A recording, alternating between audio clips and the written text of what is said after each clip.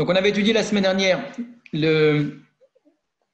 donc, tout le texte qui tourne autour du Brit Ben Apetarim, de l'alliance entre les morceaux. C'est un texte de transition entre les réponses apportées aux questions qui ont été posées dans le Manishtana, les réponses également apportées pour les 4 enfants. Donc, la partie Agada, en vérité, on l'a déjà accomplie, on a déjà apporté les réponses. On va maintenant passer à la Agada de l'agriculteur, on va y revenir sur cette expression, composée là encore une fois de 4 versets qu'on va étudier. Donc, dans l'Agma, on dit Doresh, il est Doresh, il fait une dracha depuis Arami Obedavi, depuis ce verset-là qui est Arami Obedavi. Donc, on est dans la dracha, ce qui veut dire que même la traduction parfois est un petit peu difficile, puisqu'on est obligé de traduire en fonction de l'explication qui va être donnée, qui est une explication, donc effectivement, qui vient de la dracha, qui n'est pas nécessairement une explication au sens simple. Alors, vous avez dit il y a 4 versets. Vous avez le premier verset ici, Arami Obedavi, Vayired Mitzraïma, Vayagor Sham Bim Temead, Vayisham Legoy Gadol Atzum Barav. Exceptionnellement, la dracha sur la première expression, sur Arami Obedavi, la dracha précède. C'est Unmad Mabikesh Lavana Arami Lassad Yaakov Avinu. C'est la dracha en vérité. Quand je dis dracha, donc c'est-à-dire l'explication homilétique en bon français, c'est une explication qui ne se veut pas nécessairement chat, proche du texte, qui veut faire écho au texte à travers d'autres textes par ailleurs, donc il y a une sorte de lecture par écho entre différents textes, et c'est ce que nous allons voir. Hein. Donc, l'expression Arami Ovedavi est étudiée dans la phrase qui précède. Tseuman Mabikesh Lavana Arami. Pourquoi est-ce que c'est écrit de la sorte? On avait expliqué. C'est grâce à cela qu'on arrive à donner cette impression d'une Agada qui se lit de manière suivie. Ça fait suite en fait au texte précédent, puisque nous avions dit dans le texte précédent que à chaque génération, il y a quelqu'un qui se lève contre nous pour nous exterminer. Cette phrase elle-même faisait suite à l'explication du Brit Ben Apetarim, de l'alliance entre les morceaux. L'alliance entre les morceaux, c'est à cet endroit-là, à ce moment-là, que l'esclavage en Égypte avait été annoncé et également la sortie d'Égypte, mais pas seulement l'esclavage en Égypte et la sortie d'Égypte, mais tous les esclavages et toutes les sorties de génération en génération. Et pour illustrer cela, on va dire, regarde à la première génération. C'est Ouman Mabikesh Lavana Arabi. Donc, le texte, en vérité, est une dracha qui existe par ailleurs, qui n'a pas été écrite au départ pour la Haggadah de Pessah, mais qui est parfaitement bien insérée, puisque vraiment, ça fait suite donc, à une autre dracha qui était celle sur les Brit Ben Apetarim, sur l'alliance entre les morceaux. On nous donne ici un exemple avec Lavana Arabi. Donc, le premier verset, c'est celui-ci. Arami Obedavi, Vayired Mitzraïma, Vayagor Sham Bim Temead, Vayisham Legoy Gadol Atzum Barav. Un peu plus loin, nous aurons le deuxième verset.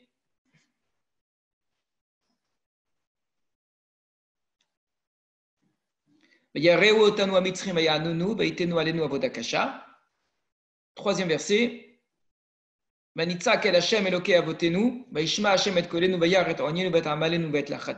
Et enfin, le quatrième verset.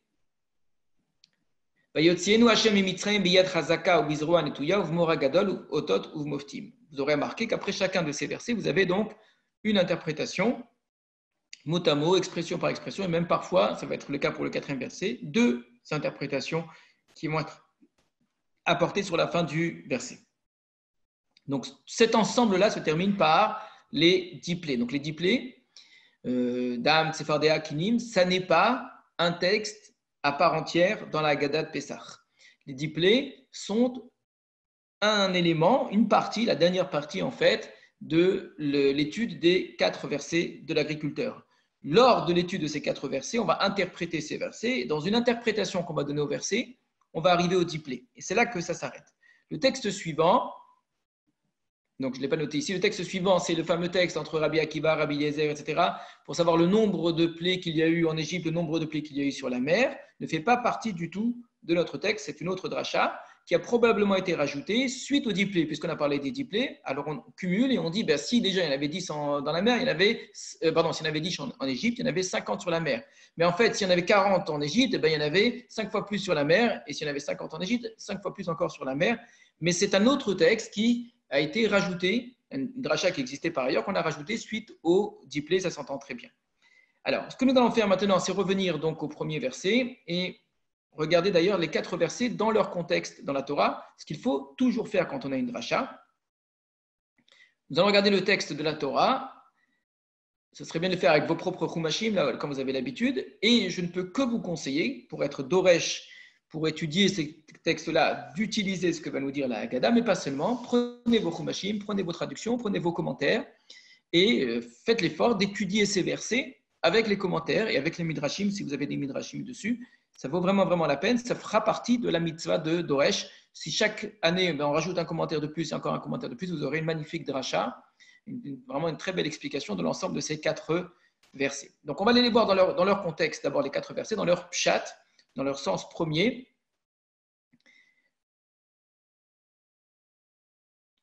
Donc, c'est dans le livre de Devarim.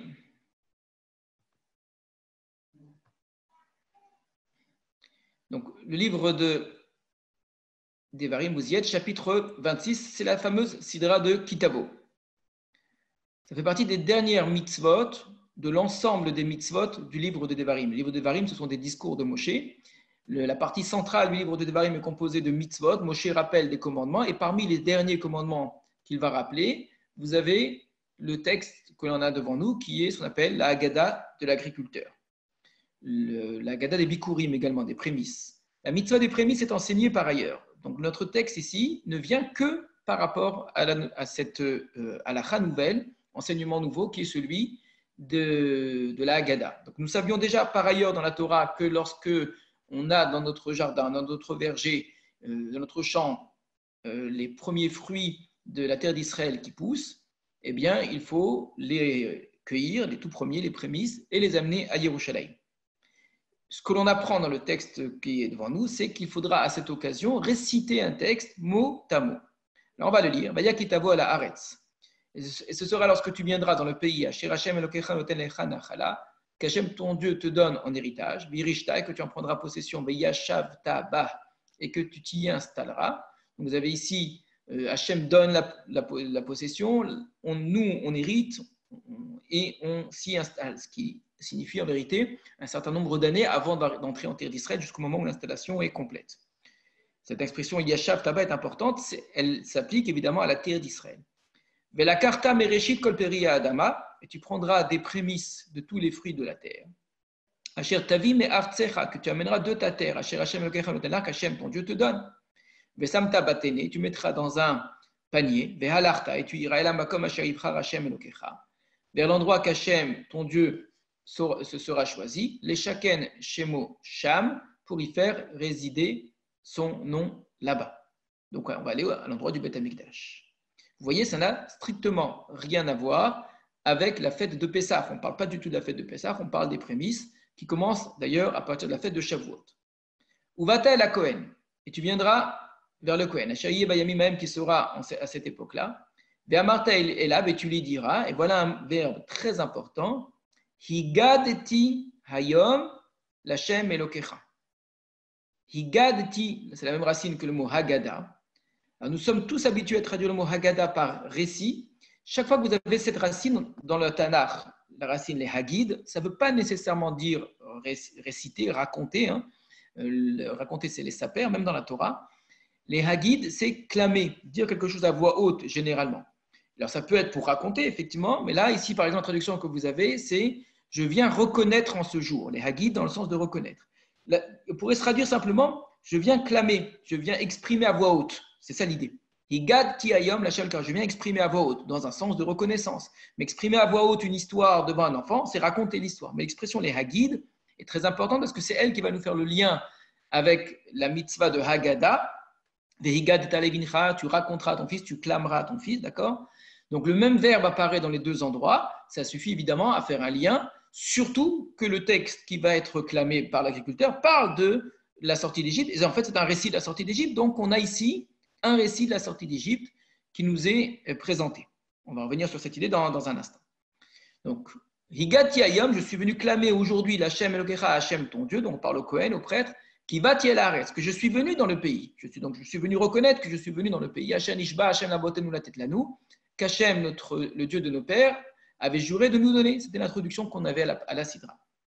Velakach Kohen Athéné, et le Kohen prendra le panier, miyadecha de ta main, beinicho, et il le déposera, lifne misbach Hashem lokecha, devant l'autel d'Hachem ton Dieu, puisque nous l'avons vu dans la Sidra de cette semaine, il est strictement interdit de faire monter sur le misbéach des fruits ce qu'on appelle du dvash. Donc les fruits ne doivent jamais monter sur le misbéach. Donc ça ressemble à une offrande végétale. Lorsqu'on amène le panier de fruits, ça ressemble à une offrande végétale, puisque c'est au Kohen qu'on le donne, puisque cela se passe dans le Beth Amikdash à côté du misbéach, puisqu'il va y avoir une hanafa, c'est-à-dire un mouvement, un balancement qui va être reproduit. Tout cela appartient au halachot généralement de la mincha. Or, ce n'est pas une mincha, c'est interdit en fait de l'offrir sur le misbéach. C'est tout proche. C'est pour ça que ce sera devant le misbéach d'Hachem ton Dieu, mais surtout pas dessus. C'est le Kohen qui mangera complètement ces fruits-là. Ça ne sera certainement pas brûlé sur le misbéach, même pas une petite partie. Donc, quand le Kohen va prendre ces fruits-là, tu répondras et tu diras à voix haute, là aussi le verbe la'anot, qui ne veut pas dire nécessairement répondre, devant Hachem ton Dieu. Et voilà le fameux texte qui est celui cité dans la Haggadah. Le verset commence par Ve'anita ve'amarta lifnei Hachem Elokecha. La Haggadah, elle commence à Arami, Oved, Avi. Vayered Mitzrayima, Vayagor Shamim Temead, Vayisham Legoy Gadolat Sumbarav. Voilà le premier verset. Donc, ce premier verset est introduit d'abord par une incise et tu diras, etc. Alors, la traduction que vous avez devant vous, par exemple, Arami Oved Avi, enfant d'Aram, mon père était errant. Donc, mon père était un araméen errant, c'est la traduction que je vous avais proposée la fois dernière. Au niveau du Pshat, ce n'est pas du tout la traduction qui va être celle de la Haggadah. Puisque le père en question, c'est soit, dans la traduction littérale, soit Abraham, soit Yaakov, qui est lui Arami. C'est lui l'araméen. Dans la Haggadah, l'araméen, c'est quelqu'un d'autre, c'est Lavan. Et Avi, ce sera mon père. Donc, on a une différence importante sur le terme Arami et une différence également importante sur le terme Oved. Est-ce que on va traduire par Avi comme sujet, mon père était Arami Oved, un araméen errant, ou bien un araméen, Oved, a voulu perdre, c'était déterminé à perdre, Avi, mon père. Vous voyez, ça n'a strictement rien à voir. La Haggadah va choisir cette deuxième explication. Un araméen a voulu perdre mon père, c'est-à-dire qu'il a voulu l'exterminer. Par contre, sur la suite du verset, il n'y a pas de problème de traduction. On verra ensuite ce que nous dira la dracha. Vayered Mitzrayima, il est descendu en Égypte, donc mon père. On parle de Yaakov, Israël. Vayagor Sham bim temeat. Et il y a séjourné là-bas en petit nombre. Vayisham, et il est devenu là-bas. Les Goy, Gadol, Atsum, Varav. Un peuple, Gadol, grand. Atsum, nous on traduit par puissant. On va revenir sur cette traduction. Varav est nombreux. On a ici trois adjectifs, Gadol, Atsum, Varav. L'objet de la Haggadah, ça va être justement de s'intéresser au sens de ces adjectifs-là. Qu'est-ce que chacun signifie. Verset suivant. Donc on a dit que mon père est descendu en Égypte, il est devenu un peuple puissant là-bas, et les Égyptiens nous ont fait du mal. Ils nous ont fait souffrir. Ils ont placé sur nous des travaux difficiles. Vous avez ici trois étapes d'asservissement. Faire du mal, faire souffrir et placer des travaux difficiles. Verset 7. Vanitzak el Hashem Elokei avotenu, et nous avons crié vers Hashem, le Dieu de nos pères.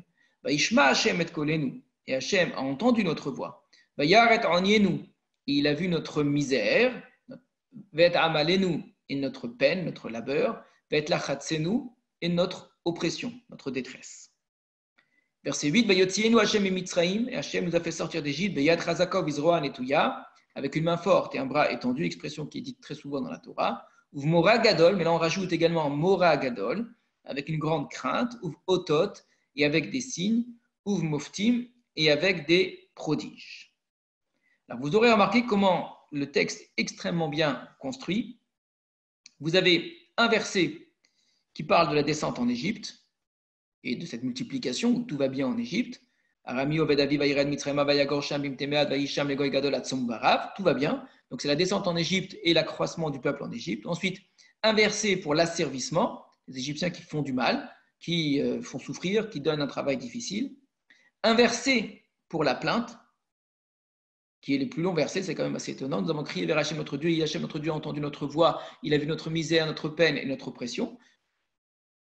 Donc on a dit un verset pour la descente en Égypte et l'accroissement, un verset pour l'asservissement, un verset pour la plainte vers Dieu et Hachem qui entend cette plainte, et un verset pour la sortie d'Égypte. Hachem nous a fait sortir de là-bas avec une main forte, un bras étendu, etc. Donc ces quatre versets sont quatre moments importants de notre histoire, la descente en Égypte, l'asservissement, la prière vers Dieu et la sortie d'Égypte. Vous aurez remarqué qu'on ne respecte pas du tout, évidemment, le nombre de versets correspondants dans le livre de Shemot lui-même. Dans le livre de Shemot, on a quelques versets pour la plainte, 3 versets, on en a beaucoup plus pour raconter l'asservissement et des dizaines de fois plus pour nous parler de tous les prodiges, etc., etc., etc. Donc ici, c'est extrêmement intéressant comment le récit de la sortie d'Égypte a été résumé en 4 moments qui sont chacun un verset. Alors en vérité, il y a un 5e verset que doit dire l'agriculteur. Donc après nous avoir fait sortir d'Égypte avec une main forte, etc., il nous a amenés dans cet endroit-là. Il nous a donné cette terre-là, Eretz Zavat Chalab Udvash, une terre ruisselant de lait et de miel. Ça rejoint le début de notre texte. Quand Hachem t'aura donné cette terre, tu diras, voilà, Hachem a donné cette terre. On revient ici aux prémices, les fruits de la terre, de cette terre qu'Hachem a donné. Veata, et maintenant, Iné Vetiet Reshit Peri Adama. Donc 5 versets d'histoire et un verset de conclusion. Voici que j'amène les prémices des fruits du sol. Hachem Tatali, que tu m'as donné, comme on l'avait déjà vu, Hachem. Et tu vas le déposer devant Hachem ton Dieu. Tu te prosterneras devant Hachem ton Dieu. Et tu te réjouiras de tout le bien.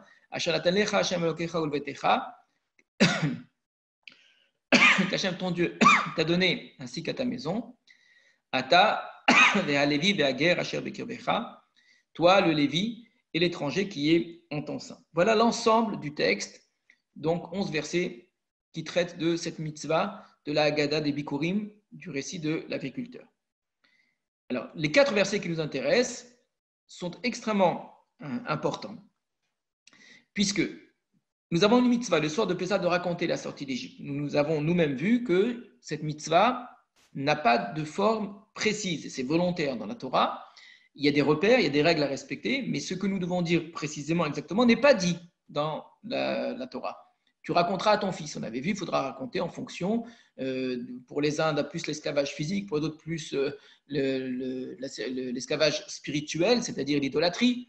Ensuite, il faut raconter en fonction des enfants qui sont en fonction de nous, il faut toujours rajouter plus. Donc, tout cela sont autant d'éléments qui font que notre récit de la sortie d'Égypte, je ne vais pas dire qu'il est libre, puisqu'il doit respecter l'ensemble de ses contraintes malgré tout, mais c'est quelque chose que la Torah n'a pas pu fermer. Ça va dépendre de chaque situation, de chaque famille, etc.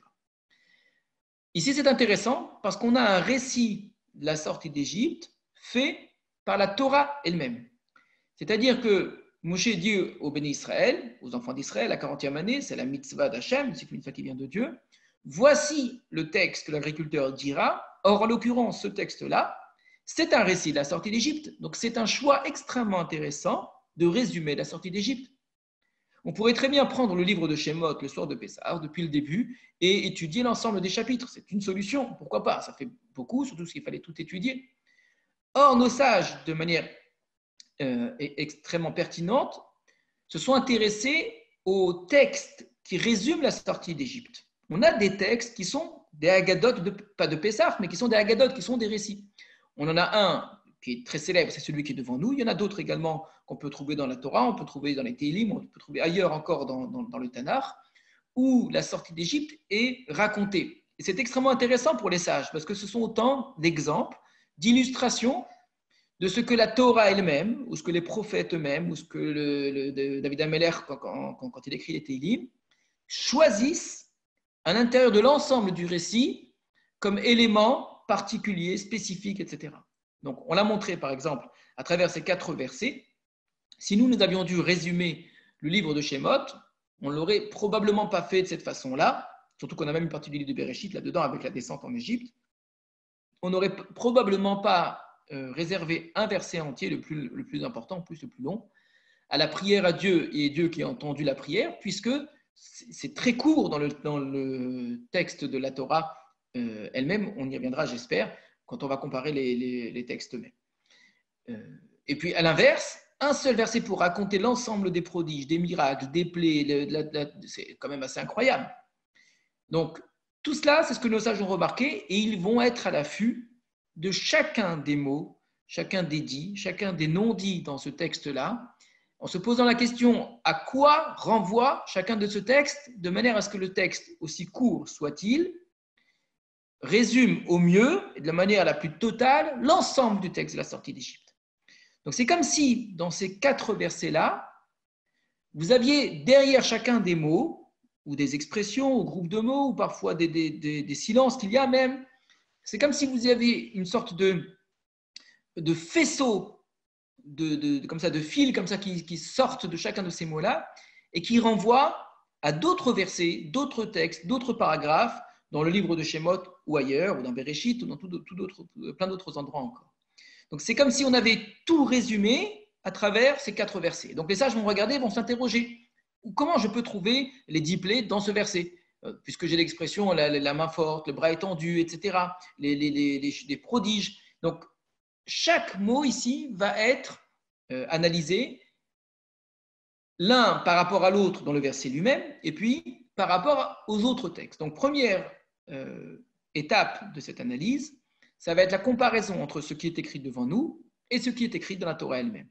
C'est ça le sens premier d'une dracha. Nous avons devant nous ici parmi les premières drachot de l'histoire, vraiment c'est un des premiers textes midrashiques, un des plus anciens textes midrashiques que l'on possède, c'est ce texte qui est dans la Haggadah concernant les 4 versets d'agriculteurs, qui, je le répète, n'avait pas été écrit pour la Haggadah au départ, c'est bien plus ancien, et qui était un texte en plus très important, puisque la plupart des gens respectaient cette mitzvah, aller à Jérusalem et réciter ces 4 versets.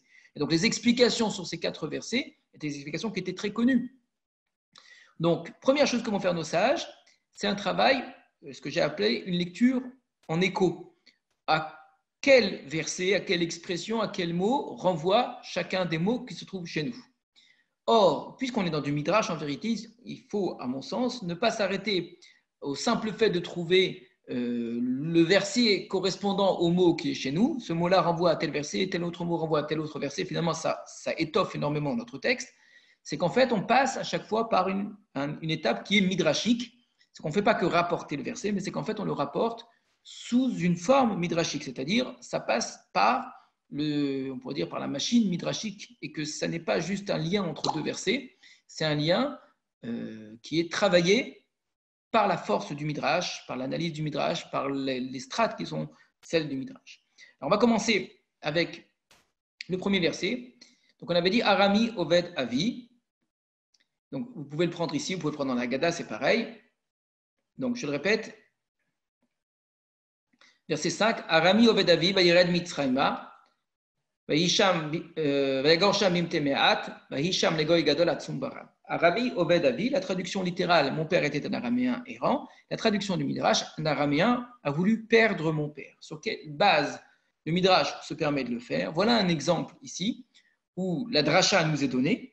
La dracha, c'est-à-dire le sens midrashique du verset nous est donné. Un araméen a voulu perdre mon père. Mais le travail qui a permis d'arriver à cela n'est pas cité dans le texte. Et ce travail, on peut le reconstituer. Et on pourra le reconstituer, je pense, si on fait cet effort-là, à chaque endroit. Lorsqu'on a une dracha et qu'on n'a pas le verset, il faut se poser la question à quel verset cela renvoie. Donc le verset, on va le voir, c'est dans la Genèse. C'est comme s'il était écrit dans la Haggadah de Pessah. Arami Oved Avi. Donc, cette expression-là, donc, que Lavan a voulu exterminer mon ancêtre, ma famille, Kemo Shenemar, comme il est écrit, le Kemo Shenemar n'est pas écrit dans le texte de l'Haggadah, mais c'est exactement comme si c'était écrit, comme il est écrit, et là, on va citer les versets qui sont devant nous. Pourquoi l'Haggadah ne l'a pas fait? Pourquoi elle ne le fait pas non plus dans d'autres endroits? Pourquoi parfois elle donne le verset, elle ne donne pas par contre l'étude midrashique? Je suis incapable de vous le dire à chaque fois. On peut supposer peut-être que lorsque la dracha était très connue, quand ça renvoyait à un verset qui était connu de tous, où la lecture midrashique s'imposait d'une certaine façon, la Haggadah n'a peut-être pas fait l'effort de rajouter le Kemo Shenemar, comme il est écrit. Donc là, on est donc dans le livre de Bereshit, donc à partir, on va dire, c'est pas qu'un seul verset, mais c'est à partir du verset 24, donc du chapitre 31 de Bereshit, c'est au moment où Yaakov quitte Lavan et s'en va pour retourner dans sa famille. Il demande à ses femmes à ce qu'elles acceptent de le suivre, elles sont tout à fait prêtes à le suivre. Il y a également un ordre de Dieu qui lui demande de partir, et donc finalement il va s'enfuir. Et voilà l'expression qui est utilisée par la Torah elle-même. Regardez au verset 20, pas 21, 20 du chapitre 31. Vaïgnov Yaakov et lev Lavan ha'arami. Et Yaakov a volé le cœur de Lavan l'araméen, volé dans le sens, il l'a trompé, puisqu'il s'est enfui sans le prévenir, donc il a profité qu'il soit parti aller tondre son troupeau. Donc la Torah précise bien en quoi il l'a volé. Et cette précision est très importante pour bien comprendre qu'il ne lui a strictement rien volé d'autre, et c'est important de l'entendre après tous les textes qui précèdent, ça ne nous concerne pas ce soir, mais la Torah, c'est une façon pour elle de vraiment d'insister et de dire, il l'a volé de quelle manière? Al-Beli Gidlo Kivoreahu, parce qu'il ne lui a pas raconté, il ne lui a pas dit qu'il s'enfuyait. Voilà le vol qui a été fait par Yaakov. Or, l'expression utilisée pour parler de Lavan Ha'arami, Lavan l'araméen. Nous savons tous, à la fin de l'histoire de Yaakov et Lavan, que Lavan est araméen depuis le départ. Ça a déjà été dit plusieurs fois, même bien avant, ça avait été dit lors de la naissance de Yaakov et de Yitzhak, que leur mère Rivka était la sœur de Lavan à Arami. Donc l'expression Lavan à Arami, on la connaît déjà. L'utiliser à ce moment-là, c'est très étonnant. Or, vous le savez, le Midrash va évidemment s'intéresser à cela. Chaque fois qu'on va donner un titre à un personnage, il faudra considérer ce titre-là comme une façon de présenter le personnage, comme si c'était une façon d'identifier Lavan en tant qu'araméen. C'est le fait qu'il soit araméen, d'une certaine façon, qui fait que Yaakov se soit comporté de la sorte. Autrement, quel intérêt de dire que Yaakov a volé le cœur de Lavan l'araméen? Je répète, je suis ici dans une lecture midrashite du texte. Donc, notre texte dans la Haggadah, donc le texte d'agriculteur parle d'Arami, s'agissant de notre père Yaakov. Or, qui est-ce qui est appelé Arami? Ce n'est jamais, vous verrez Yaakov appelé Arami, ni Abraham appelé Arami. Donc, la lecture Pshat, qui dit que Arami, Oved Avi, mon père était un araméen errant, pose un très grand problème, à tel point que certains auteurs, même du Pshat, refusent de dire que c'est le Pshat, puisqu'on n'a jamais entendu qui que ce soit de nos ancêtres appeler Arami.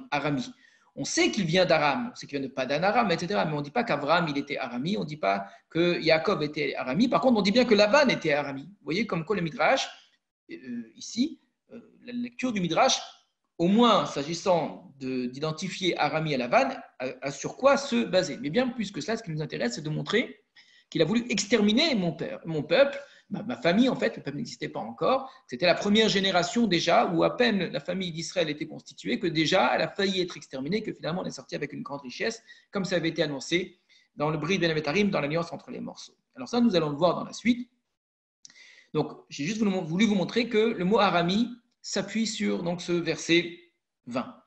Et qu'il y a un jeu de mots ici. Là, j'ai fait que le travail de la lecture par écho, où j'entends le même mot dans les deux textes, mais je vous ai dit, ça ne suffit pas. Il y a toujours un travail de dracha, c'est-à-dire un travail d'interprétation midrashique. Or, ici, c'est quoi l'interprétation midrashique du mot Arami? Je le suppose, je ne peux pas vous l'affirmer de manière certaine.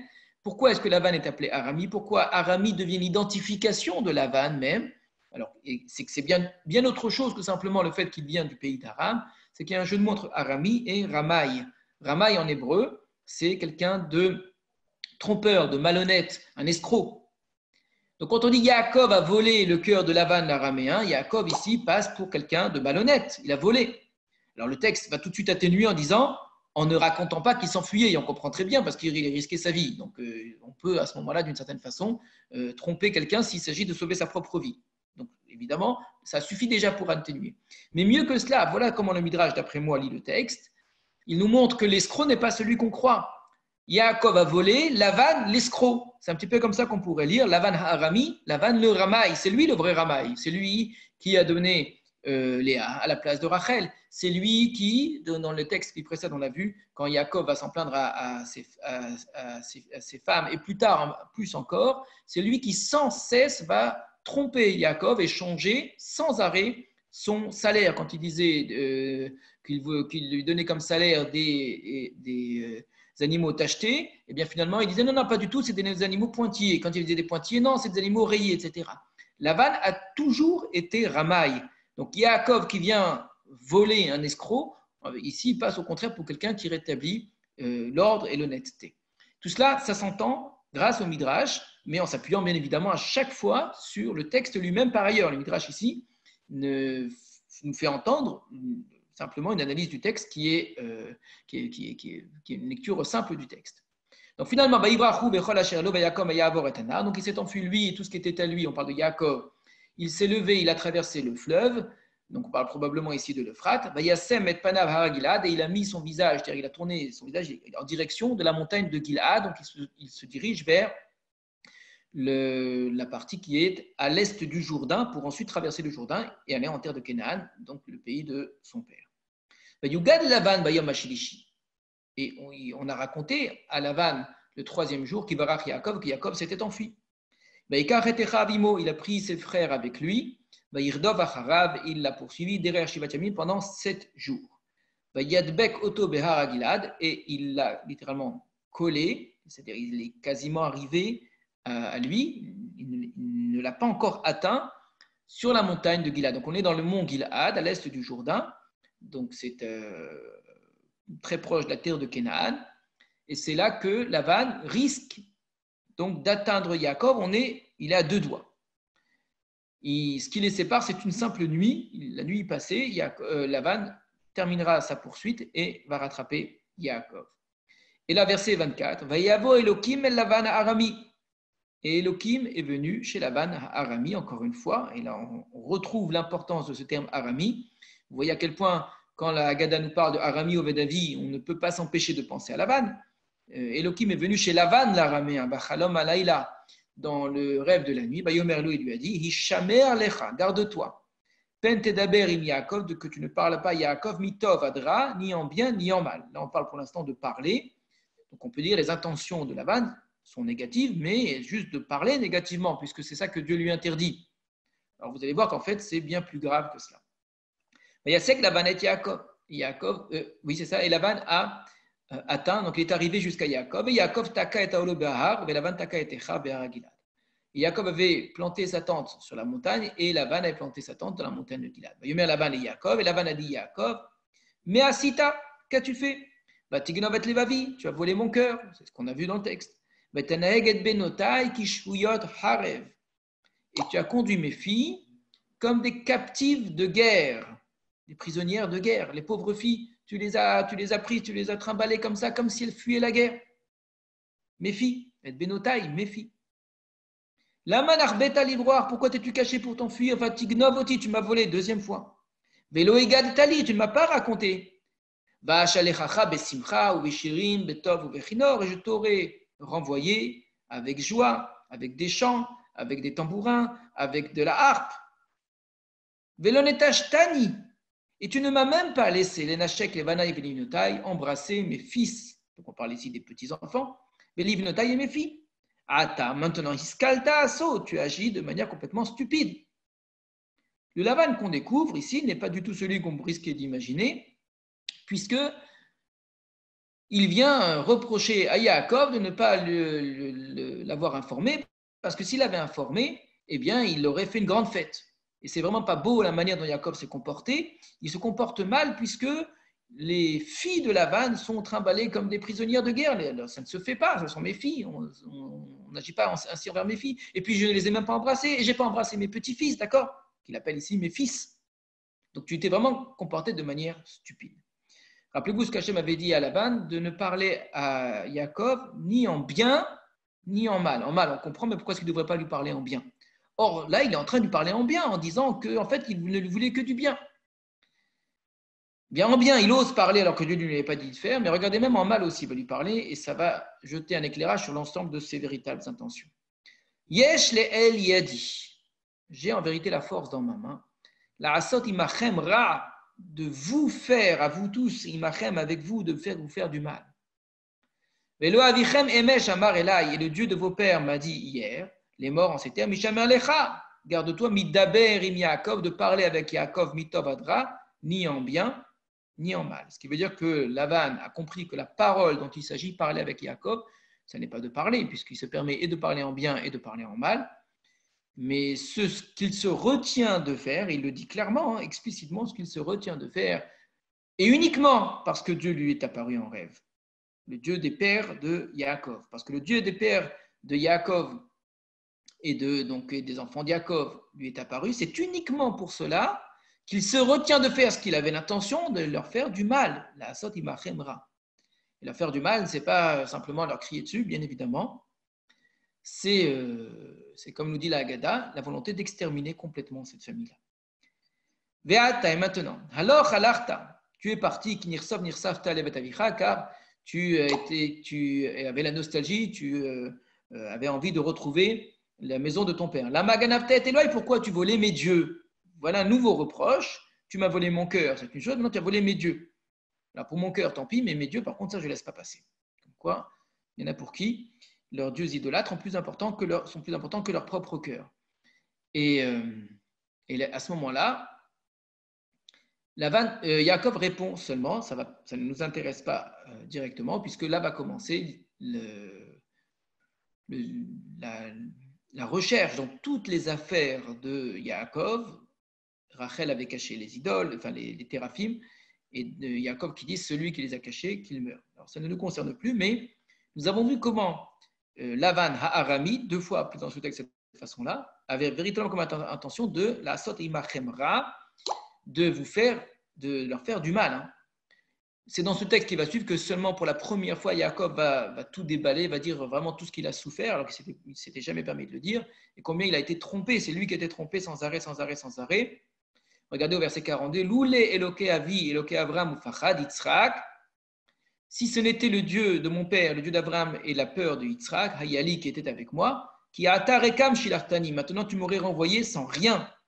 Et Oni Vetiegi Akapa Elokim, c'est ma souffrance et le labeur de mes mains que Dieu a vu, Yochach Amesh, et il l'a prouvé hier, c'est-à-dire en montrant dans toutes les affaires.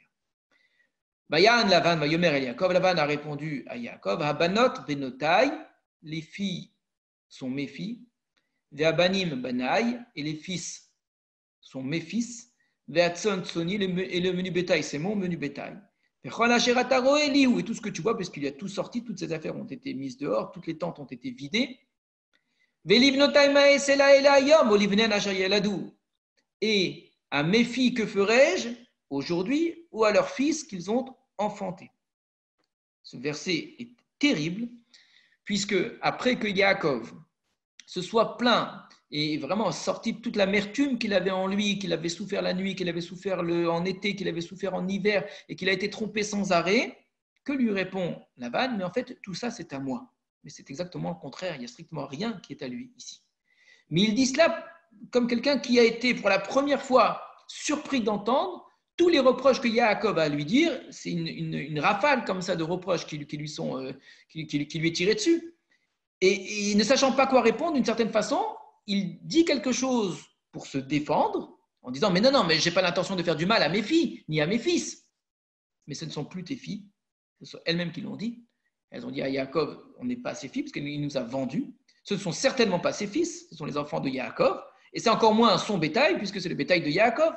Donc voilà un homme qui, surpris par tout ce qui lui a été dit, cet homme qui a toujours été habitué à mentir, à tricher, à tromper, à faire passer l'autre pour un menteur, à toujours s'en sortir, voilà qu'il trébuche lui-même, enfin sa langue ici fourche, et il dit la vérité la plus pure, celle qu'il pense vraiment. Il est persuadé, après tout cela, après autant d'années de travail de Yaakov, après cette fuite de Yaakov, après que Dieu soit apparu, après que Yaakov lui ait dit « tu m'as volé, tu m'as trompé, etc. » Et voilà qu'il continue à dire « mais tout ça c'est à moi, et c'est à moi, et c'est à moi. » Et donc évidemment c'est à moi. Donc que leur ferai-je tant que c'est à moi? Mais si tu veux les prendre, on comprend très bien que son intention, c'est vraiment, il révèle ses véritables intentions, ça aurait été de les exterminer. Que leur ferai-je à mes filles? Que ferai-je à mes fils? Mais si ce ne sont pas mes filles, ce ne sont pas mes fils. Si vous refusez de l'être, si vous vous enfuyez, eh bien mon intention c'est de vous exterminer. Voilà, me semble-t-il, l'ensemble de ce que le Midrash a voulu nous faire entendre dans ces simples mots. Arami Oved Avi, un araméen, Laban, a voulu exterminer mon père. Je vais revenir dans la Haggadah, nous allons le voir.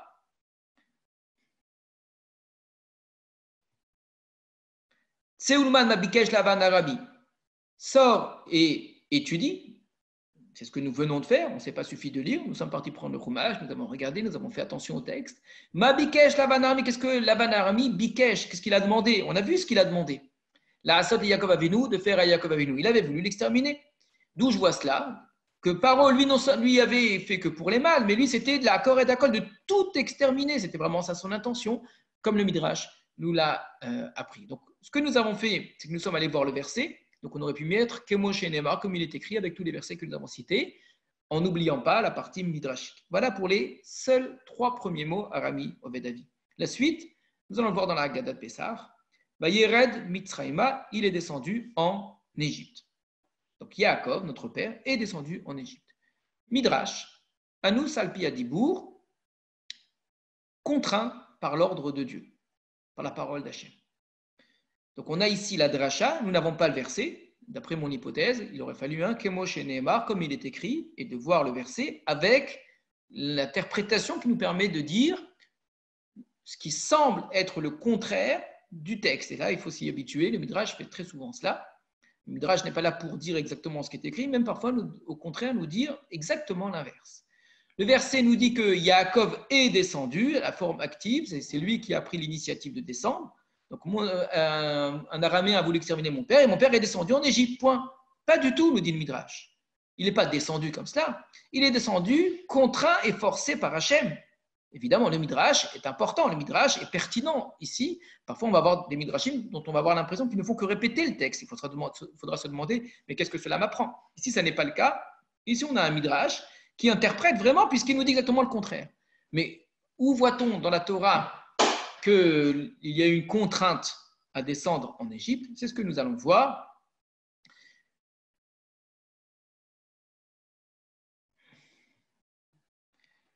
Donc, à la fin de Bereshit,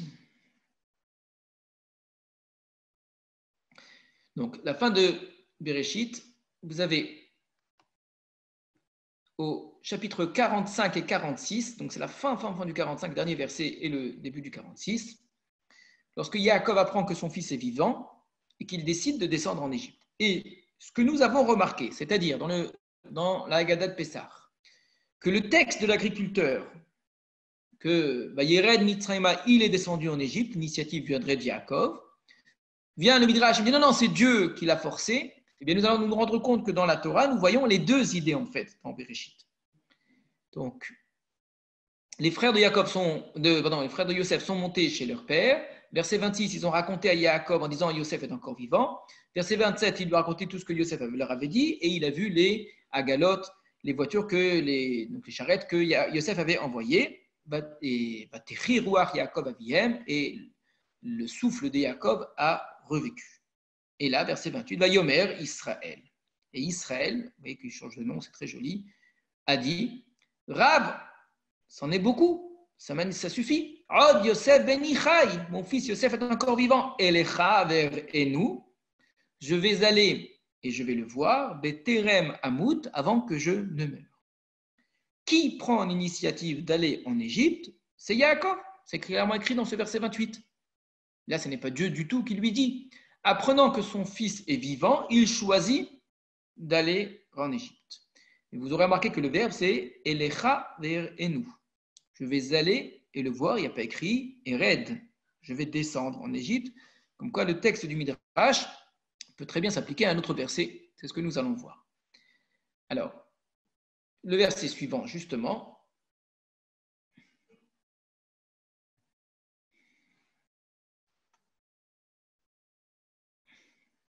C'est au début du chapitre 46. Vaïssa Israël. Israël a voyagé vers Cholachel et tous ceux qui étaient à lui. Vaïavo Shava. Il est venu à Be'er Sheva.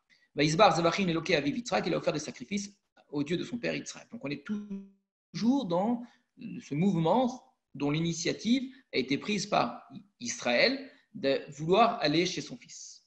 Vayomer Elokim le Israël Marot Alayla. Et Elokim a dit à Israël, c'est le nouveau nom qu'il a repris dans les visions de la nuit, mais que lui dit-il? Vayomer Yaakov, Yaakov. On n'a pas le temps évidemment d'étudier tout cela, mais c'est entièrement lié en vérité à notre sujet. Il parle à Israël parce qu'il s'était mis à nouveau, depuis peu, dans cette stature d'Israël, dans cette posture d'Israël, et pourtant, quand Elohim lui parle, il le fait redescendre d'une certaine façon, en lui disant Yaakov, Yaakov. Vayomer, il a dit, me voici. Vayomer, il lui dit Anochi Ha'el Elohei Avicha, je suis le Dieu qui est le Dieu de tes pères. Al tira mereda Mitzraïma. n'aie pas peur de descendre en Égypte. Car c'est un grand peuple que je ferai de toi là-bas. Car c'est là-bas que je ferai de toi un grand peuple. Anochi ered imecha mitzrayima. Moi, je descendrai, encore une fois le verbe descendre avec toi en Égypte. Ve'anochi a'alcha gamalo. Et moi, je monterai également avec toi. Ve'yosef yashit yado al enecha. Et Yosef placera sa main sur tes yeux. Donc, Yaakov, quand il a appris que son fils était vivant, il est redevenu Israël. Il s'était décidé d'aller chez son fils. Elohim lui parle à Israël, qui redevient Yaakov dans la parole d'Hachem, en lui disant de ne pas avoir peur de descendre en Égypte, qu'Hachem va descendre avec lui. Mais il n'avait pas du tout peur, c'est même lui qui avait l'intention de partir. Ce qui veut bien dire que s'il avait l'intention de partir, il n'avait certainement pas l'intention de descendre, et qu'au contraire, Dieu est en train de lui dire de descendre. Dieu l'oblige à descendre. C'est ce qui est écrit dans la Haggadah de Pessah. Anus alpi adibour. Il a été forcé, c'est ce que nous voyons dans ce verset. Il est forcé de descendre. Il descend géographiquement en Égypte. Il descend au niveau de son propre nom. De Israël, il doit redevenir Yaakov, puisque juste après, Yaakov. Yaakov s'est levé. Yaakov s'est levé, il se lève pour descendre ici. Il accepte cette fatalité, entre guillemets, c'est-à-dire cette décision, cet ordre divin, il se soumet à cet ordre divin. Il était prêt, en tant qu'Israël, à aller voir son fils et ensuite revenir, tout simplement. Il a compris que c'est une descente dont il s'agit, et pas simplement que de lui, mais de toute sa famille et du peuple qui va naître là-bas, parce que c'est là-bas qu'il va devenir un peuple. C'est là-bas que tu vas devenir un grand peuple, que je ferai de toi un grand peuple. C'est une véritable descente. Et ça, par contre, c'est beaucoup plus difficile. D'ailleurs, remarquez comment est-ce que, dans les versets, quand Israël était prêt à rejoindre son fils, verset 1, Vaïssa Israël. Et Israël a voyagé. Il est parti, un petit peu comme tous les Vaïssa qu'on a aussi au sujet du peuple d'Israël qui est appelé Israël dans le livre de Bamidbar. Israël a voyagé, d'accord? Et il est venu à Beersheba et il a offert des sacrifices, d'accord? On est, je l'ai dit, en plein dans l'initiative. Le verset d'avant, rappelez-vous, il avait dit Israël, je vais rejoindre mon fils, d'accord? Or, après la parole divine, on a l'impression qu'on a affaire à un autre homme. Comme si il y avait le poids de l'âge qui tout d'un coup se mettait à peser sur lui.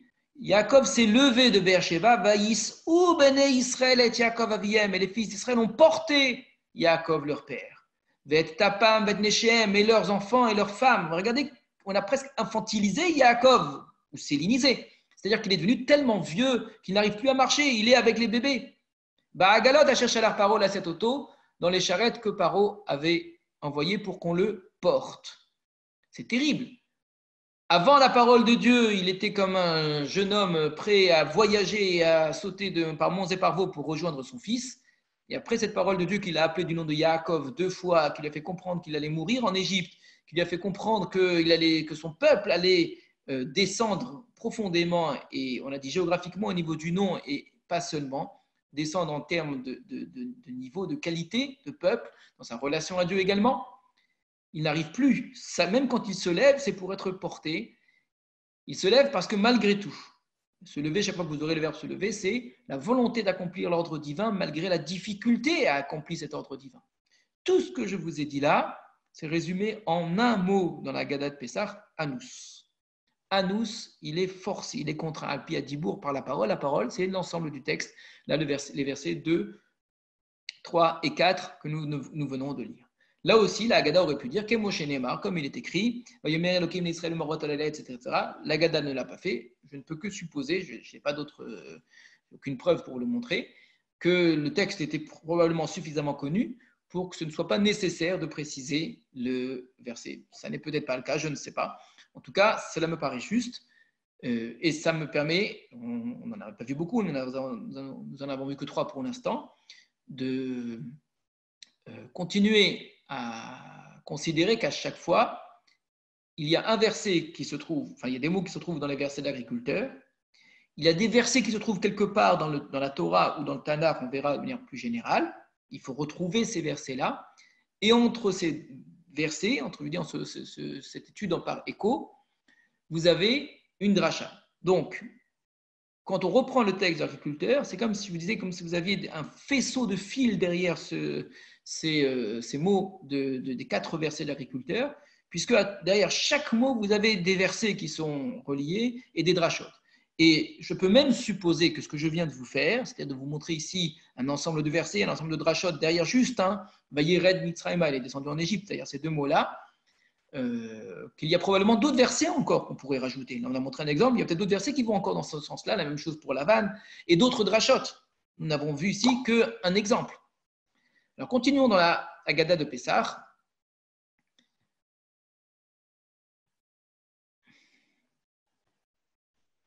Donc, Arami Oved Avi. Non, j'ai dit 3, nous n'avons vu que 2 drachotes ce soir. Pour l'instant, nous allons voir une 3e.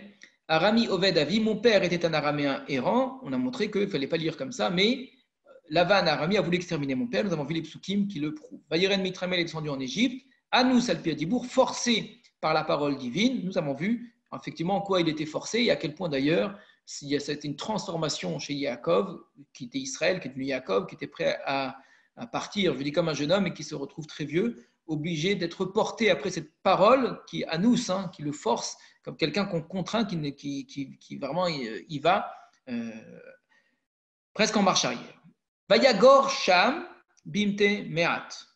Et là, vous avez les 3 éléments dont je vous avais parlé. Jusqu'à présent, il manquait les versets. Cette fois-ci, vous avez le verset de départ, le nôtre, dans l'agriculteur, Vayagor Sham, les 2 mots Vayagor Sham, il a séjourné là-bas. Vous avez l'étude midrashique, Melamed, Shelo Yarad, Yaakov, Avinu, Lishtakav, Mitzrayim, Elalagur Sham. Ceci enseigne que notre père Yaakov ne descendit pas en Égypte pour s'y installer, mais seulement pour y vivre temporairement, pour y séjourner. Et vous avez le Sheneemar, ce que nous sommes allés chercher dans les 2 cas précédents. Mais là, vous l'avez, le Sheneemar. Vayomuru el paro, la gour ba'aretz banu, ki en mir'e la tzon hashel avadecha, ki chaved arav ba'eretz kenan, v'ata yeshuna avadecha ba'eretz goshen. Donc, on va reprendre. Et là, on va se rendre compte de ce qui va nous apparaître comme étant récurrent dans les versets de l'agriculteur. Nous n'aurons pas le temps de tous les étudier entre ce soir et demain soir, mais ce que je vais vous dire maintenant va vous servir au moins à vous poser la question, et je le souhaite également à aller chercher la réponse. De quoi s'agit-il? C'est que vous avez un verset de départ, le verset de l'agriculteur, avec des mots Vayagor Sham. Vous avez un verset, le verset qui répond par écho. Or, entre l'un et l'autre, il n'y a a priori strictement rien de nouveau. C'est-à-dire, contrairement à ce que nous avons vu, juste l'exemple précédent, où le Midrash semble dire le contraire du verset. Tu m'as dit que Yaakov est descendu. Non, pas du tout. Il n'est pas descendu de lui-même. Il a été forcé et il faut aller chercher les versets qui le prouvent. Là, ça semble exactement le contraire. C'est-à-dire que ce que nous dit le verset de l'agriculteur, c'est exactement ce que nous dit la dracha et c'est exactement ce que nous dit le verset qui est cité. Alors, on va le faire avec la traduction. Vayagor Sham, la racine, c'est gar, gour, c'est-à-dire il a séjourné là-bas.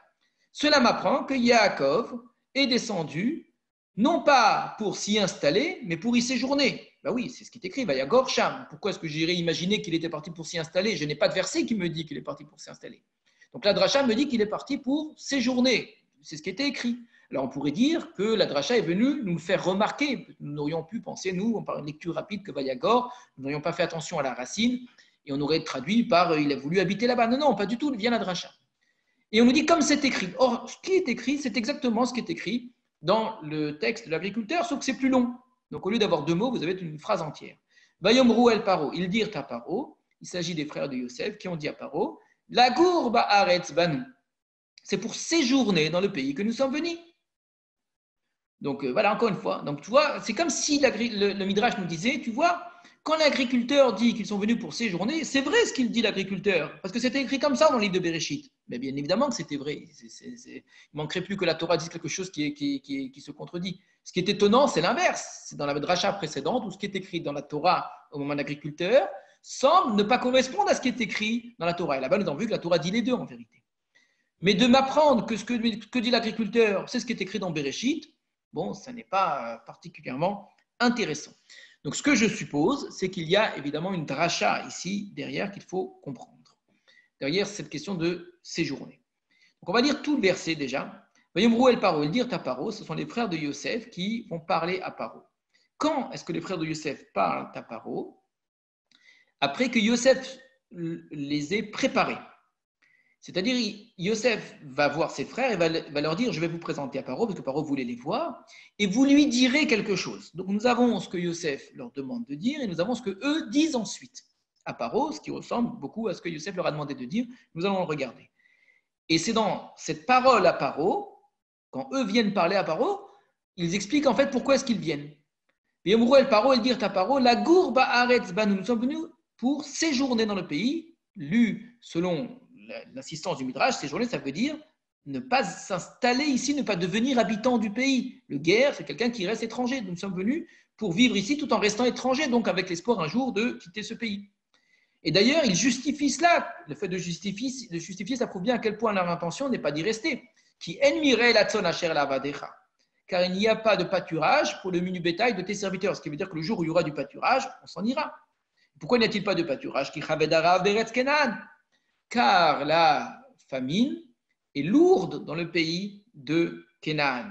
Donc le jour où il n'y aura plus la famine, eh ben, on rentrera. Ce verset semble aller exactement dans le sens de ce que nous recherchions, qu'ils ne sont venus que pour séjourner.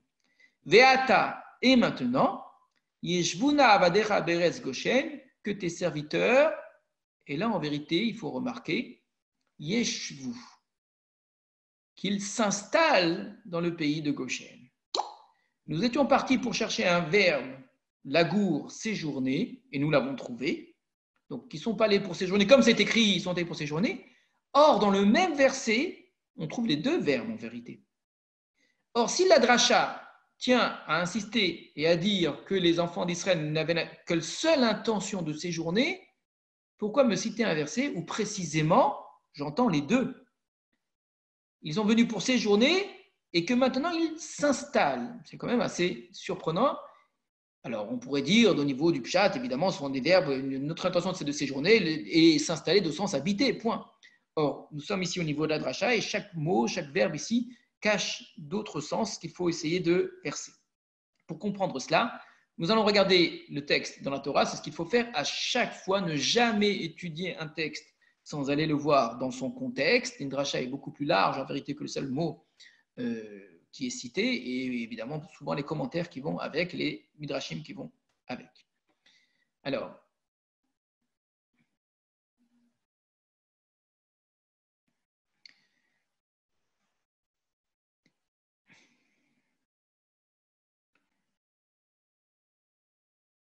donc les frères sont descendus en Égypte, et avec Yaakov, c'est la suite du chapitre 1 que nous avons vu où Yaakov est descendu en Égypte. Excusez-moi un petit instant. Voilà. Vayomer Yosef el Echav. Yosef dit à ses frères, Vel bet aviv à la maison de son père. Et Elé va guider les pharaons, je vais monter et je vais raconter à Pharaon, Ve Omra Elav, et je vais lui dire, Achai uvet avi asher beretz Kenan baou elai. Mes frères et la maison de mon père qui était dans le pays de Canaan sont venus vers moi. Donc, Yosef insiste sur le fait qu'il va présenter sa famille comme des bergers de menu bétail. Car c'était des hommes de menu bétail. Donc, il insiste là-dessus. Et leur menu bétail et leur gros bétail qui était à eux, ils l'ont amené. Donc, 3 fois, Yosef, en vérité, se répète. Il dit, voilà, je vais dire à Paro la chose suivante. Mes frères sont des pasteurs de menu bétail, car ce sont des hommes de bétail, et leur bétail, ils l'ont amené avec eux. Parce que c'est ça qui intéresse en vérité Yosef, c'est d'insister sur cet aspect-là, puisque c'est l'aspect que Paro est censé ne pas supporter. Donc moi, je vais lui dire ça. Et comme si ça n'était pas suffisant, Veaya, et ce sera, qui ikra lachem Paro, quand Paro va vous appeler, Veamar, il dira, Mama asechem, quel est votre travail? Après que moi, 3 fois, je lui aurais répété que vous êtes des hommes de menu bétail, il vous dira quand même, je le connais Paro, mais quel est votre travail? Alors qu'il le sait très bien, je lui ai dit 3 fois. Ve'amartem, vous lui direz, des hommes de menu bétail sont tes serviteurs depuis notre jeunesse jusqu'à maintenant. Donc vous allez insister encore plus que moi, je ne l'ai déjà dit, puisque vous direz que c'est même de génération en génération. Tout cela pourquoi? Afin que vous vous installiez dans le pays de Goshen, car c'est une abomination pour l'Égypte, tout berger de menu bétail. Donc maintenant, on comprend seulement quelle était l'intention de Yosef. Donc, une première fois, à 3 reprises, je vais lui répéter que vous êtes des hommes de mi-bétail. Il va quand même vous poser la question, vous insisterez d'autant plus, afin que le verbe est utilisé, teshvu, vous vous installiez dans le pays de Goshen. Alors, c'est ce qui se passe justement juste après. Chapitre 47, c'est juste les versets d'après, le découpage en chapitre est très gênant. Vayavo Yosef, Yosef est venu, Vayaged les Pharaon, il a raconté à Pharaon, Vayomer, il a dit, Avi Bachai Vetzanav Kara Mechol Hashem Baou Be'eretz Kenan, Behina Be'eretz Goshen. Donc ma famille, etc., ainsi que leur menu bétail, sont arrivés du pays de Kenan, et les voici, ils sont dans le pays de Goshen, c'est sur le chemin. Ou Mikte Echav, une partie de ses frères, la Kachamisha Anashim, il a pris 5 hommes, Bayatzigam Lifne Pharaon, et il les a présentés devant Pharaon. Alors, on n'a pas ici ce que nous attendions, que Yosef a dit à Pharaon que les frères étaient des hommes de menu bétail, etc. C'est probablement sous-entendu quand il dit Aviv Achai Vetsona Muvkaram. La Torah n'a pas voulu insister sur ce que Yosef a dit, probablement, je suppose, parce qu'il a dû dire exactement mot à mot ce qu'il avait dit qu'il dirait. Or, la Torah, quand les choses sont répétées à l'identique, elles n'ont pas besoin d'être entendues une nouvelle fois. C'est quand il y a une petite différence, une nuance, que ça vaut la peine de comparer. Paro a dit à ses frères, Mama, Sechem, quel est votre travail? Et donc on attend la réponse. Ils ont dit à Paro, Roetzana Badecha. Tes serviteurs sont des bergers de menu bétail. Gamalachnu, Gamavotenu, nous et nos pères. Alors ils ont un petit peu réduit, il n'y a pas écrit depuis notre jeunesse, mais c'est très proche. Et là il y a un silence, puisqu'on reprend Vayomru el Paro, comme s'ils attendaient quelque chose. Qu'est-ce qu'ils attendent de Paro? Que Paro peut-être tout de suite disent ah ben, vous êtes des hommes de menu bétail, ah ben, restez dans le pays de Goshen. C'était ça qui était attendu. Or, Paro ne répond pas. Yomrou et Paro, donc ils ont dit à Paro, après ce silence, Lagour ba'aretz banu. Voici le fameux verset qui est cité par la Haggadah. Le voici. C'est pour séjourner dans le pays que nous sommes venus. Nous ne sommes pas venus pour nous y installer. Il n'y a pas de pâturage pour le menu bétail. Nous, on a vu l'importance ici du menu bétail dans notre texte.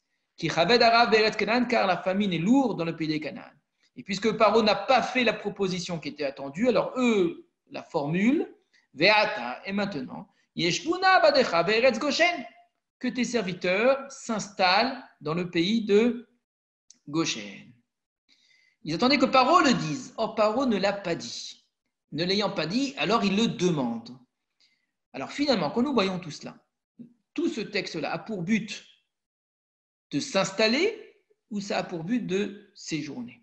Nous avons vu que dans les mots de Yosef, dans les mots des frères, le but en vérité c'est de s'installer dans le pays de Goshen. C'était ça qui était désiré, c'était ça qui était attendu. On espérait que Paro le propose même.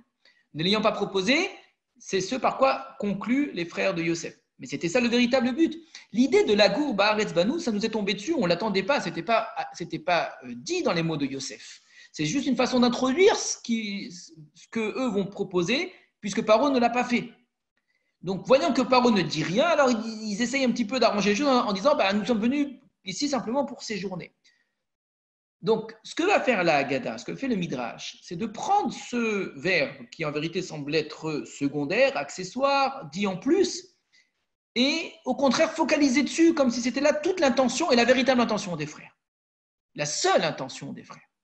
Or, au contraire, le verset qui est cité, surtout pris dans son contexte, nous a montré, j'essaie de vous le montrer, que le verbe important, c'est le verbe la chevet, pas le verbe la gour. Alors, comment est-ce possible? En tout cas, ce que nous pouvons déjà au moins remarquer, c'est que nous avons véritablement devant nous un midrash. Et contrairement à ce que nous pensions, on ne vient pas répéter ce qui est déjà dit. Vayagor Sham, c'était ce qui est écrit dans les verbes de l'agriculteur, il a séjourné là-bas. Comme il est écrit Lagour ba'aretz banu, nous voyons qu'en fait c'est beaucoup plus complexe. C'est que la gour ici, ou la chevette. L'essentiel, c'est la chevette. Et bien le Midrash, il dit non, le mot lagour, c'est le mot qui dévoile la véritable intention des frères. Alors comment essayer d'arranger tout cela? Si leur intention était la chevette be'eretz Mitzraïm, de s'installer dans le pays d'Égypte, ils n'auraient certainement pas pu dire lagour ba'aretz banu, nous sommes venus pour séjourner dans le pays. Le lagour va nous permettre de mieux comprendre l'expression la chevette. Si nous n'avions eu que la chevette, comme Yosef l'a demandé, que mon but c'est que vous vous installiez dans le pays de Goshen, nous aurions dit que leur intention c'est vraiment les ishtakea, comme dit la Haggadah, Le contraire de la gour, c'est l'ishtakea, c'est-à-dire s'enraciner, vraiment vivre de manière complète, absolue dans ce pays-là. C'est ça ce que nous aurions cru. Ce que fait le Midrash, à travers Vayagor Sham pour l'agriculteur, à travers le verbe lagour ici, dans les mots des frères de Yosef, ce verbe-là permet de mieux comprendre la Shevet. C'est que s'installer dans le pays des Goshen, c'est une façon de ne pas s'installer en Égypte, de ne surtout pas s'installer en Égypte.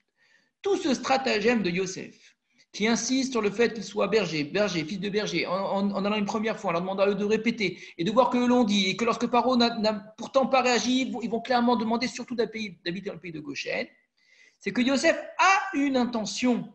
Son intention, c'est de surtout ne pas s'installer en Égypte. Et c'est ce que dit le Midrash, c'est ce qu'a dit la Haggadah de Pessah. Leur intention, ça n'était pas les Ishtakea, c'était surtout de ne pas s'installer en Égypte, à tout prix ne pas s'installer en Égypte. Alors, comment faire pour ne pas s'installer en Égypte? Alors, c'est la gour, donc c'est séjourner. Oui, mais la gour, ça veut dire quoi? Ça veut dire le temps que la famine passe et ensuite on rentrera. Or, ce n'est pas ça qui va se produire. La vérité, c'est que maintenant, ils vont devenir un grand peuple et qu'ils vont devoir rester longtemps. Donc, comment vivre longtemps dans ce pays, pendant des siècles, avoir des enfants et des petits-enfants et avoir des générations et former un peuple sans s'installer dans le pays? L'idée géniale de Yosef, c'est de faire une autre installation qui vaut en fait un séjour, qui n'est qu'un lagour. Séjourner dans le pays de Goshen. Et là, on peut évidemment s'inspirer du Midrash. Je pense à chaque fois, encore une fois, que pour bien comprendre ces textes, il faut aller voir les Midrashim, sur tous ces textes-là, qui concernant l'installation, la yeshiva en Égypte, c'est une installation qui est les hishtakea, une façon de s'immerger, de fondre en Égypte, de disparaître en Égypte. Par contre, une yeshiva dans le pays de Goshen, c'est une yeshiva à prendre au sens, yeshiva, une maison d'études. Midrash va dire que Yehuda est parti pour préparer cette installation-là, cette yeshiva, il est parti construire une yeshiva. Donc, habiter dans le pays de Goshen, c'est construire sa yeshiva en exil. Et la yeshiva en exil, c'est ce qui permet de rester un étranger, dans son ghetto si vous voulez, un guerre, c'est ce qui permet de continuer la gour, tout en étant dans une yeshiva. Mais une yeshiva qui n'est pas celle de l'installation dans le pays étranger, c'est une installation dans son monde à soi, dans ce petit pays qui est un petit peu comme son pays d'origine. Voilà comment Yosef a eu l'idée de faire traverser l'histoire à son peuple sans que son peuple ne disparaisse. Un séjour qui soit une installation qui soit encore un séjour, mais surtout pas une installation en Égypte. Voilà ce qui était prévu. On peut quand même rajouter que entre le projet et la réalité, eh bien, les choses n'ont pas tout à fait été exactement comme Yosef l'avait entendu. Tout d'abord, quand Yosef va faire habiter ses frères, verset 11, Yosef et Aviv et Echav, Yosef a installé, vous voyez encore une fois le même verbe, son père et ses frères, Vaïtenem Achouza, c'est un verbe encore plus fort, il leur a donné une possession, Be'eretz Mitzrayim, dans le pays d'Égypte. Bemetav Haaretz, dans le meilleur de la terre Be'eretz Ramsès, dans le pays de Ramsès, Ka'asher Tziva Paro, comme Paro l'avait ordonné. Alors on peut supposer que le pays de Ramsès et Eretz Goshen, c'est le même pays, mais quand même, ici on nous dit c'est Be'eretz Mitzrayim. Comme si le verset était en train de me dire, il a voulu les faire séjourner tout en les faisant s'installer, les faire s'installer tout en séjournant. Eh bien, la réalité pour l'instant, c'est plus une installation qu'un séjour. Et puis il les a nourris, etc. Et on va nous raconter effectivement comment il a nourri les chem, les fiataf, il y avait du pain pour les enfants. Ce qui nous est raconté par la suite, c'est comment les Égyptiens, eux, vont devenir les esclaves de Paro à cause de la famine. Et regardez enfin le verset 27. Vayeshev Yisraël be'eretz Mitzrayim be'eretz Goshen.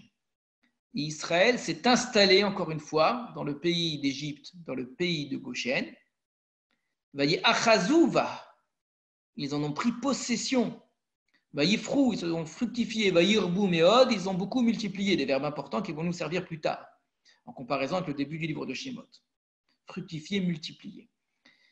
Qui sont comme les pérourvous de Bereshit. Donc on a l'installation, on a la possession et on a la multiplication dans ce verset.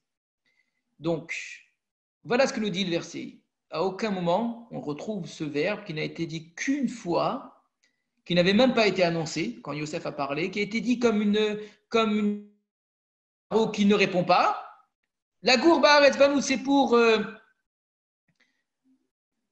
s'installer dans le pays que nous sommes venus, pour s'installer dans le pays que nous sommes venus. Voilà ce que ce que disent les frères. Mais vous avez vu combien de fois le verbe la chevet est dit et répété.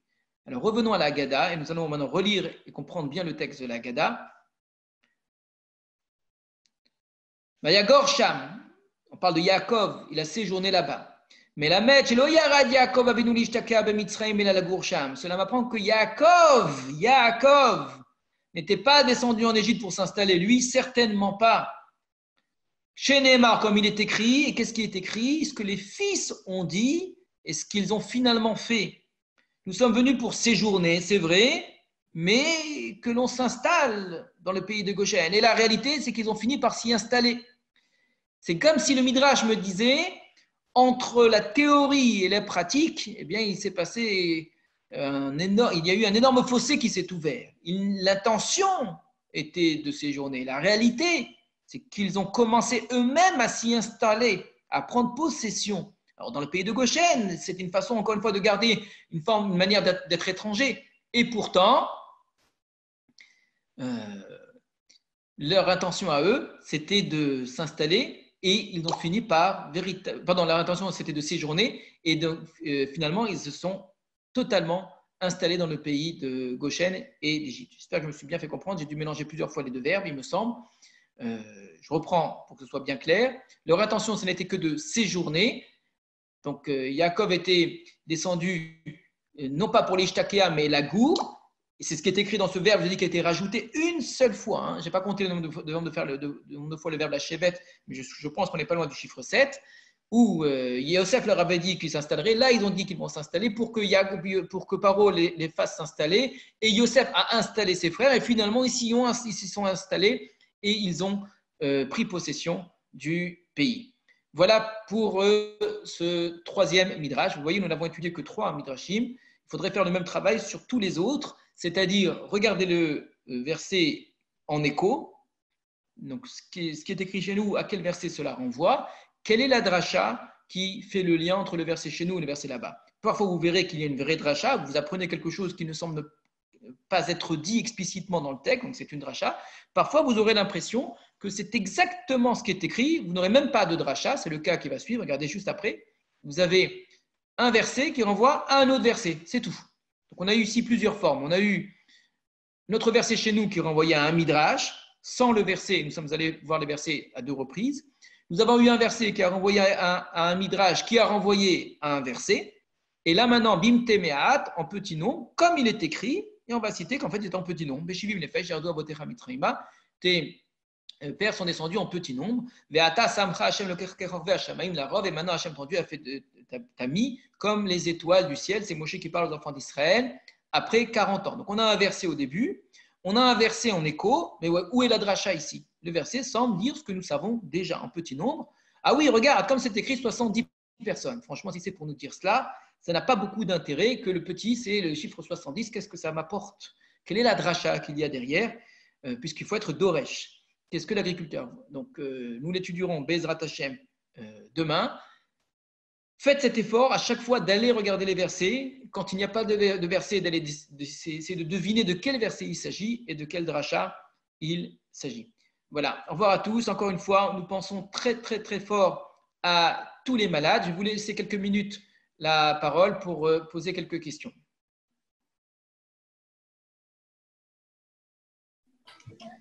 J'espère que ce n'était pas trop compliqué ce soir. Nous avons fait avec quelques textes. Je vous écoute.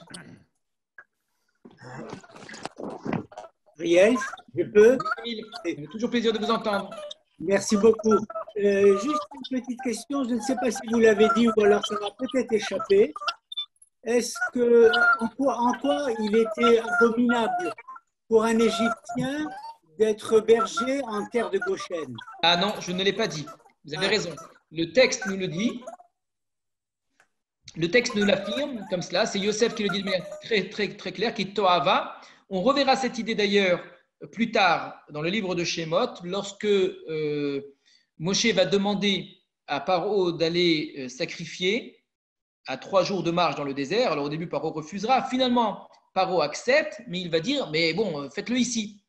Et Moshe va dire, on est déjà bien avancé dans les plaies d'Égypte, hein, Moshe va dire, ah non, on ne peut pas le faire ici, parce que si on le faisait ici, si on devait sacrifier To'avat Mitzraïm, l'abomination de l'Égypte, c'est-à-dire l'idole de l'Égypte, hein, on serait lapidé. Alors, c'est une énorme ironie, hein, c'est une façon de se moquer de Paro, parce que finalement, c'est vraiment en Égypte qu'ils vont le faire. Donc, on n'a pas arrêté de dire qu'on ne voulait surtout pas le faire en Égypte, que c'est pour ça qu'il fallait le faire à 3 jours de marche, et que quand Paro nous a proposé de le faire sur place, on a refusé parce qu'on voulait vraiment y aller avec nos femmes, avec nos enfants, etc. etc. Et quand finalement, eh bien, il va falloir le faire, c'est en Égypte qu'on va le faire, puisque le Korban Pessah, c'est du menu bétail sacrifié en Égypte, au su et au vu de tous les Égyptiens, de manière ostentatoire, de manière provocatrice, et évidemment, pas un Égyptien n'a osé lapider. Donc, on s'est véritablement moqué d'eux. Alors, avec cela, encore une fois, je ne l'ai toujours pas expliqué. C'est juste, je vous ai montré que ce que dit Yosef, on l'entend des siècles plus tard, au moment où Moshe va lui, encore une fois, parler de cette question de l'abomination pour l'Égypte. Alors, ce que l'on explique généralement, le terme abomination, c'est le terme que nous utilisions, évidemment, mais que pour l'Égypte, je l'ai dit déjà, c'est que pour l'Égypte, le menu bétail était un dieu. C'est comme ça qu'on comprend généralement, et qu'on devait le servir et certainement pas l'asservir.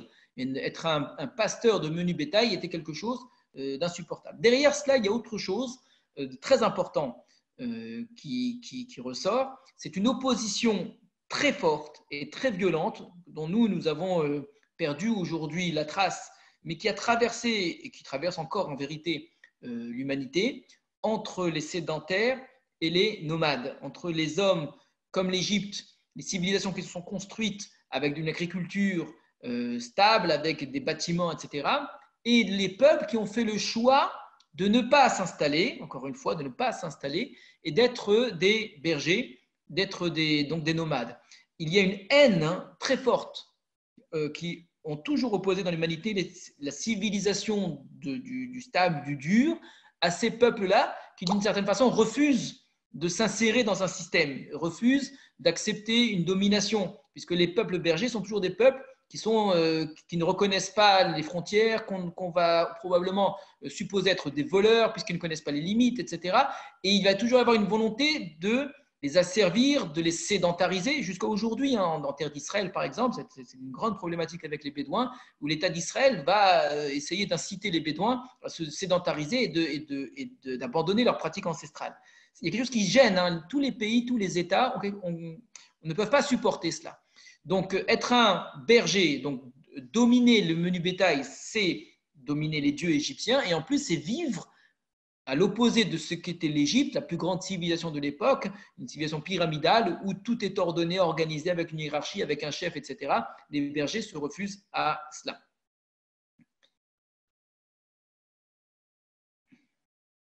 Alors, on m'a posé la question, j'ai vu par écrit, concernant Yaakov, si, comme on l'a montré, que finalement ils se sont installés, là pourquoi le verset nous a dit Vayagor Sham. Et le Midrash lui-même nous a dit d'ailleurs Vayagor Sham, mais la Med, cela m'apprend que l'intention de Yaakov, ce n'était pas l'Ishtakia, parce que l'intention de Yaakov, c'était cela, et c'est ça que me dit le Midrash. Le Midrash me dit effectivement quelle était ce que j'ai appelé la théorie. L'idée, c'était uniquement de séjourner, de surtout pas s'installer. C'était la gour. Bien sûr que c'était ça l'intention de Yaakov. C'était même ça l'intention de Yosef. Je dis l'intention de Yosef, c'est de comment faire pour être Yoshev tout en étant garde, tout en restant guerre. Comment rester guerre tout en étant Yoshev. Alors l'idée, c'est d'être Yoshev dans un pays à part, d'être Yoshev au sens yeshiva, de construire une yeshiva, d'étudier la Torah, d'être quelqu'un de différent, de garder son identité. Ça, c'était l'intention. Et à mon avis, ce que veut m'enseigner la Haggadah de Pessah, donc le Midrash, c'est de me dire l'intention était bonne. La réalité, c'est que ça leur a échappé. C'est que Yaakov a voulu, Yosef a voulu, les frères ont voulu, et qu'ils étaient probablement très sincères, mais qu'il est quasiment impossible de rester séjourner en Égypte et que les yeshivot, la yeshiva de Goshen qu'ils ont construite au départ, elle est vite devenue un endroit d'installation en Égypte même, avec le nom de yeshiva qui a dû très vite disparaître. Alors, autre question? J'ai une question de Jean-François. Que signifie qu'à l'époque d'Abraham, le pharaon avait donné le pays de Goshen à Sarah? Nous ne l'avons pas vu cela, c'est un midrash qui dit cela. Il dit pourquoi le pays de Goshen? Parce que c'était un cadeau qui avait été déjà donné à Sarah auparavant. Alors, je pense que c'est lié à ce que nous venons de dire maintenant. Pourquoi le midrash a besoin de dire que l'endroit avait déjà été donné à Sarah? Donc, c'est un midrash que je n'avais pas cité, que je viens de citer maintenant, que Jean-François ici rapporte. Alors, encore une fois, comment est-ce qu'on étudie un midrash? Qu'est-ce que le midrash veut apporter de plus en m'enseignant cette idée-là? D'abord, ça enlève un petit peu à ce sentiment des bénis Israël qui viennent s'installer dans un pays qui n'est pas le leur, qui viennent prendre possession d'un pays qui n'est pas le leur. Ça viendrait atténuer un petit peu cette idée en disant que non, pas du tout, ça nous appartenait déjà en vérité, on n'a fait que récupérer notre bien. Donc ne croyez pas que Paro est si généreux que cela, d'une part, et ne croyez pas que les bénis Israël sont à ce point avides de posséder ce qui ne leur appartient pas et viennent s'installer dans un pays qui n'est pas le leur et donc ils viendraient prendre place dans un endroit qui n'est pas à eux. Pour première lecture du Midrash, je ne fais que commencer pour l'instant, quand on dit que ça avait été donné à Sarah, ça veut dire qu'en fait on est revenu chez nous. Deuxième point, dans la suite de l'idée que j'avais citée auparavant, on est vraiment chez nous. Donc comment habiter ailleurs tout en étant chez soi, tout en gardant son identité dans quelque chose qui est Sarah. Sarah, ça renvoie vraiment à l'identité d'Israël. Ça renvoie à Sarah qui est la seule femme de qui Abraham a eu l'enfant de la bénédiction. Donc c'est vraiment trouver dans le pays de Goshen la trace d'une identité d'Israël, d'une identité qui reste la nôtre. Alors, c'est bien joli, sauf que c'est du Midrash. C'est-à-dire le Midrash se justifie par lui-même. Un Midrash qui va justifier qu'ils ne s'installent pas vraiment en Égypte, mais qu'ils ont trouvé un moyen d'y séjourner en restant chez eux, se justifie par un autre Midrash qu'en fait ça avait été donné à Sarah. Oui, mais ça aussi c'est un Midrash. Ce que veut peut-être faire le Midrash, c'est faire le lien entre notre histoire présente, la descente en Égypte et l'installation de l'enfant d'Israël en Égypte, avec l'histoire de Sarah tout entière, en nous disant, n'oubliez pas qu'il y a déjà eu un préalable. Nous sommes déjà descendus en Égypte, on a déjà voulu nous faire du mal, et l'histoire de l'Égypte a une sorte de préfiguration. Sarah a été prise, finalement il y a eu des plaies qui sont abattues sur Paro, et finalement il en est sorti. Donc plutôt que de lire le Midrash au sens premier, au sens propre, que vraiment la terre a appartenu à Sarah, qui a donné un cadeau, et que donc c'est là que nous sommes venus habiter, il faudrait entendre que le Midrash fait un lien entre les deux en disant Sarah est restée elle-même, Paro n'a pas réussi à toucher à Sarah, il y a quelque chose qui, au niveau de l'identité de Sarah, est resté pur. Et c'est exactement ça l'intention de Yosef, de garder cette identité, de rester Sarah en Égypte, même si, et là on le voit très très bien dans le texte de Yosef, il y a une forme d'avidité, il y a une forme de désir de la part de Paro de prendre les frères, qui lui appartiennent, qui fassent partie d'Égypte. Il va vous demander c'est quoi votre travail, il va être séduit par vous, comme il a été séduit par notre grand-mère. Eh bien, vous allez tout faire pour garder ce que Sarah elle-même est restée, c'est-à-dire sans qu'à aucun moment il puisse toucher à Sarah. Donc dire que cette terre a été donnée à Sarah en récompense, c'est une façon de dire, de reconnaître que Sarah n'a pas été touchée par Paro, n'a pas été abîmée par Paro, n'a pas été souillée par Paro, et Sarah est restée dans toute sa pureté. Eh bien, cette terre de Goshen représente, ce que je vous disais, cette yeshiva, cette volonté, même en Égypte, de ne pas être souillé, de ne pas perdre son identité. Encore une fois, ça c'est l'intention. L'intention, c'était la gour, et de surtout pas l'ishtakea.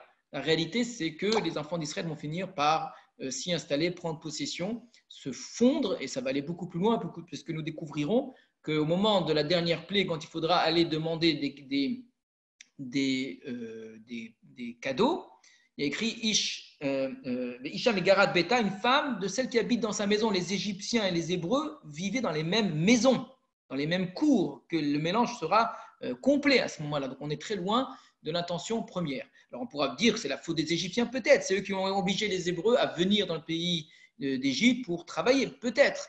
Mais ça ne semble pas vraiment être le cas quand on lit l'ensemble du texte, que les bénis Israël, bien dans le pays de Goshen, ont fini par également se disperser un petit peu partout. La terre s'est emplie d'eux, le pays s'est empli d'eux, et pas que dans le pays de Goshen. Voilà, encore une question?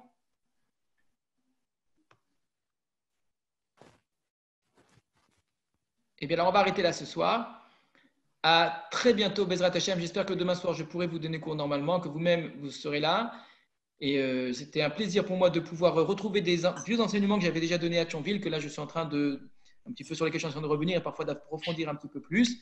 Retenez plus la méthode que l'enseignement lui-même. La méthode consiste encore une fois à chaque fois aller regarder le verset qui est cité en écho quand le verset est cité. Quand il n'est pas cité, essayez de trouver ce verset-là et de vous poser la question, une fois que vous avez trouvé le verset, quelle est donc la dracha, quelle est donc l'étude midrashique qui fait le lien entre le verset de l'agriculteur d'une part dans le livre de Devarim et le verset qui est en écho. Parfois, vous verrez des versets qui sont en midrashim. On en fera encore donc, quelques-uns demain soir.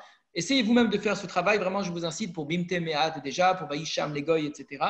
Les versets qui vont suivre, au moins qu'on ait terminé le premier pasouk, Bezrat Hashem, d'autres psukim, les autres années. À très bientôt à tous. Merci beaucoup. Les malades le plus rapidement possible. Merci beaucoup et bonne soirée. Merci. Ouais. Merci.